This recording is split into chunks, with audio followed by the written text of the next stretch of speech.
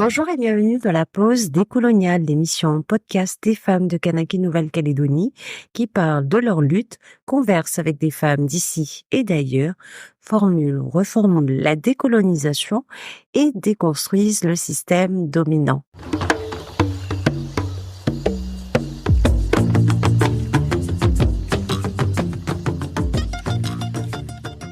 Pour notre 5e édition, nous avons le plaisir d'accueillir Cécile Poitialiwan, originaire de la tribu de Tiwaka à Poindimié. Jeune femme engagée dans la transition économique, elle s'appuie sur notre culture, notre identité, nos savoirs ancestraux pour définir un modèle économique alternatif, respectueux de notre environnement. Engagée dans l'association NKT, Cécile se définit elle-même comme une sorte de mère Teresa et se consacre à plein temps à aider la jeunesse. Son travail, elle le commence d'abord chez elle, à la tribu, dans sa commune, mais elle partage également volontiers tout ce qu'elle entreprend puisqu'on peut suivre ses vidéos pédagogiques sur les réseaux sociaux. Elle nous partage ses connaissances sur la permaculture, l'agroforesterie et également des recettes culinaires à base de produits locaux. Ces vidéos, pour certaines, sont en langue tchémouni et sous-titrées en français. Une démarche qui répond totalement à son leitmotiv, à savoir la culture comme source d'inspiration et d'innovation. Par son engagement, Cécile Poitialiwan illustre l'engagement des femmes autochtones qui jouent un rôle crucial en tant que gardiennes des savoirs ancestraux de leur communauté. Découvrez le portrait d'une jeune femme kanak inspirante de la tribu de Tiwaka à Poindimié. Bonne écoute, bonne pause décoloniale.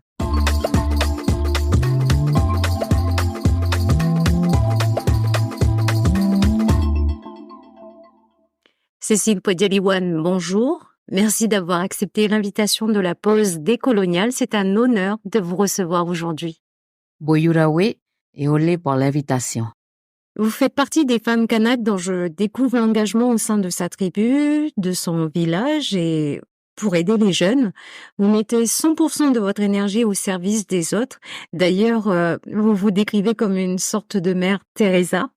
D'où vous vient ce dévouement au service des autres? J'ai eu la chance de grandir avec mon grand-père et tous nos vieux qui m'ont appris le respect, l'humilité, mais surtout avoir un esprit d'entraide et de partage. C'est aussi l'éducation que j'ai reçue de mon père. Voilà d'où vient ce dévouement au service des autres. Vous accompagnez et transmettez généreusement vos savoirs et vos connaissances. Cette transmission, vous la voyez comme une clé pour responsabiliser les jeunes en exploitant nos propres ressources culturelles?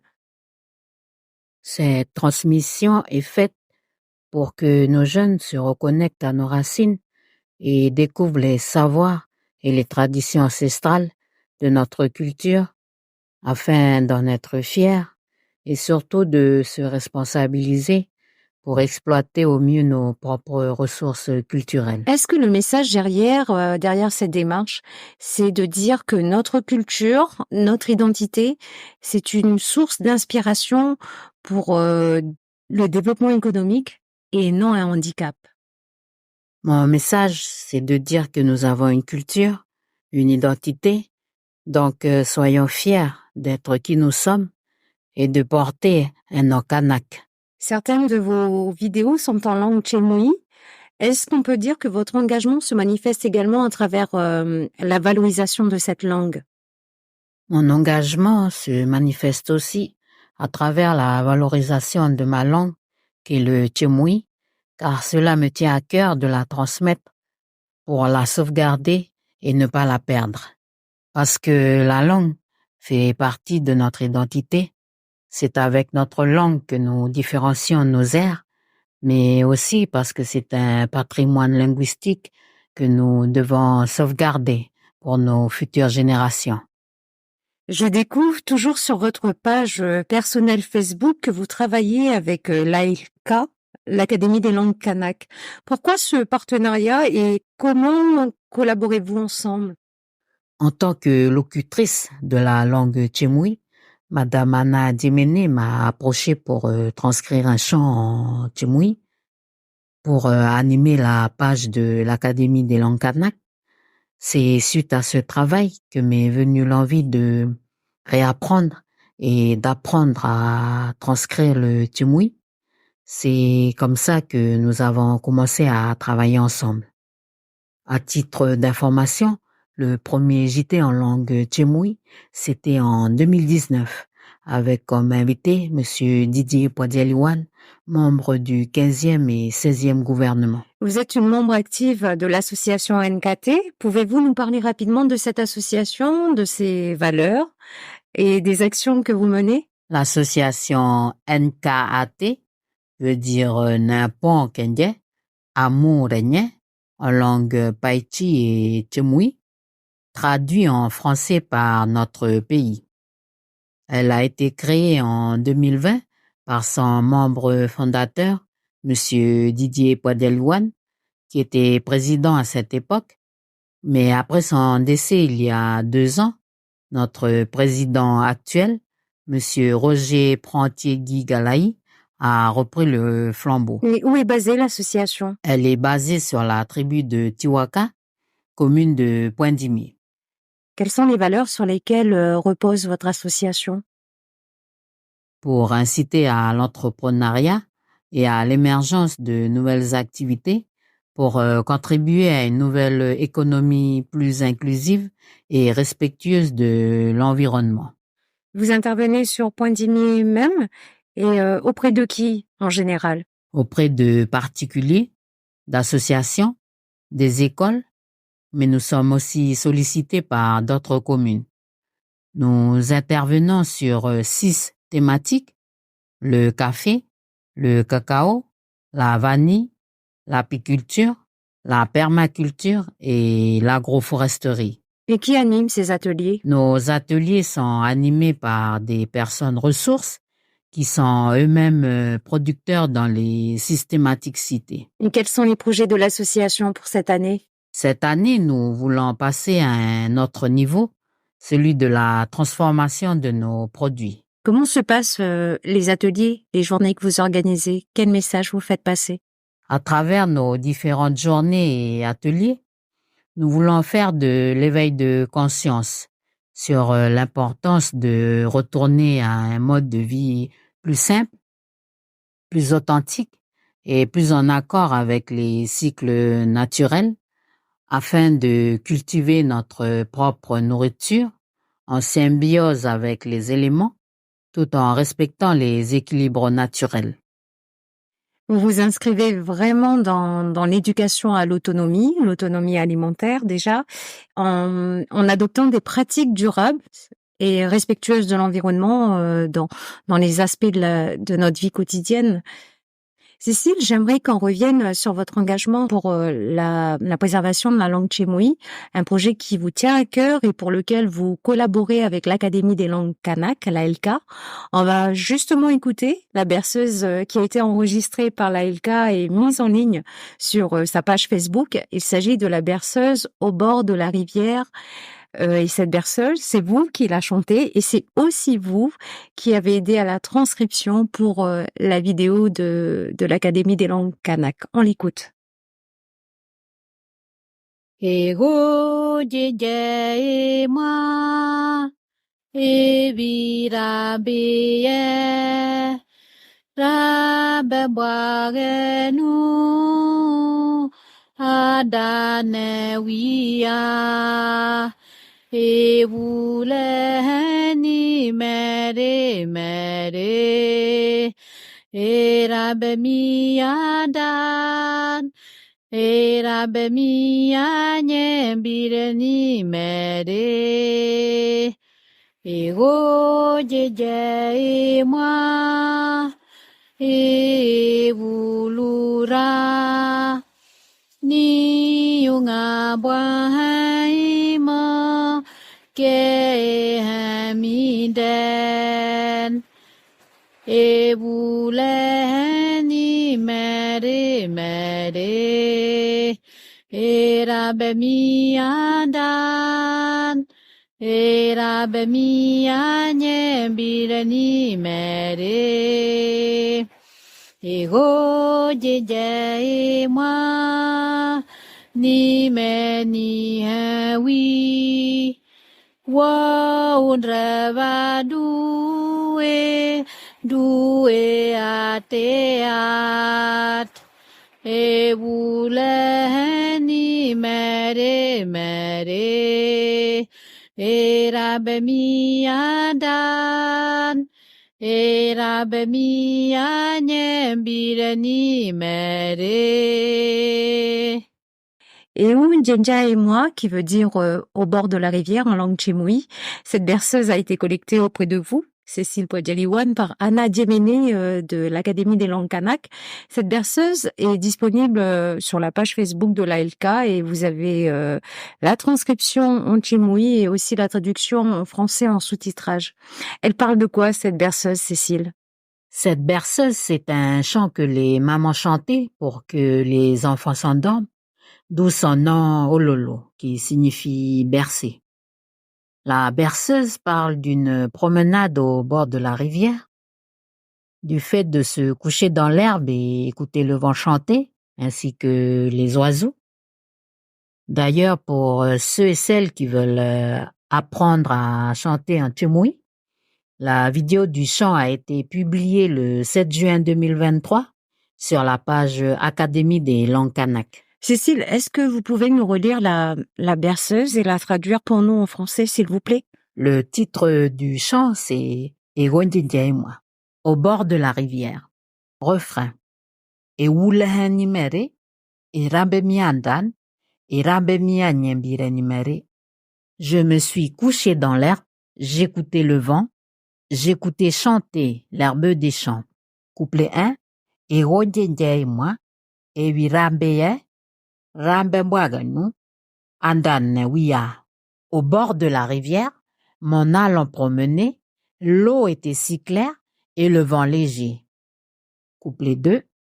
E moi, e wulura, ni ke. Au bord de la rivière, je me suis endormi, rêvant de la terre et du ciel. Couplet 3. E moi, ni menihewi, wa unrevadue, due hareat. Au bord de la rivière, les oiseaux du ciel honorent le dieu du soleil. Est-ce qu'elle est encore chantée aujourd'hui? Est-ce que vous, par exemple, vous la chantez à vos neveux, à vos nièces? Je l'ai chantée à mes 2 nièces et mon neveu quand ils étaient petits, comme c'est moi qui les ai gardés.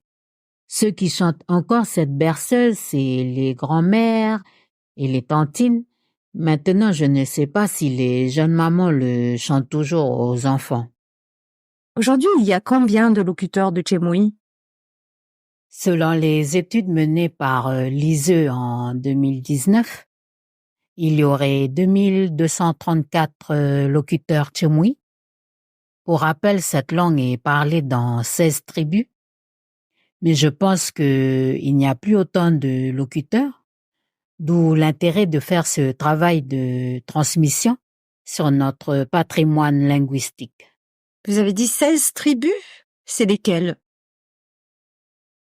Les tribus qui parlent tchimoui sont Thié, Saint-Denis, Tipuadjep, Wagap, Tiunao, Tiwaka, Kokengon, Kowe, Puyu, Tuo Mission, Tiwae, Vieux Tuo, Poi, Konguma, Bombay, Bopop et Nechaot.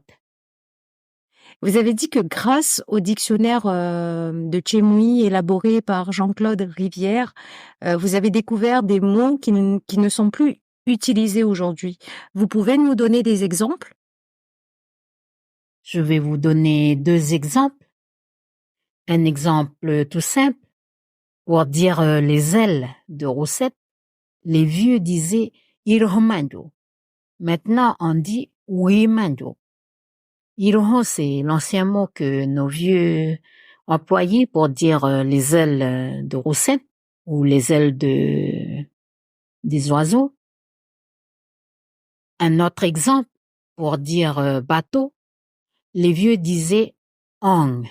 Maintenant, on dit Baro. Ong, c'est l'ancien mot que nos vieux employaient Maintenant, on dit baro. Voilà, c'est des exemples parmi tant d'autres mots. Les plus jeunes parlent-ils encore la langue tchimoui aujourd'hui? Les plus jeunes que moi parlent le tchemoui, mais ne font plus la transmission de la langue aux enfants.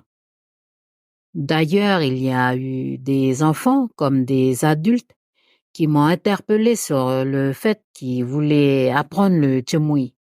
Donc, c'est pour ça que je fais aussi ce devoir de transmission.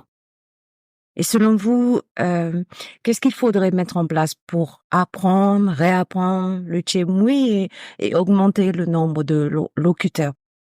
Mettre en place des cours de tchemoui dans les écoles, faire aussi des animations en langue tchemoui sur les réseaux, mais surtout que nos jeunes parents parlent tchemoui à leurs enfants parce que la langue, c'est notre identité.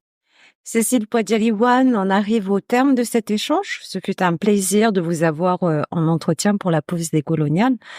Nous vous souhaitons bon courage et merci pour l'engagement et l'exemplarité pour le pays, pour le peuple kanak. Odé. Un grand merci à la pause décoloniale pour votre invitation. Ole me ubora li pause décoloniale wa wororawi.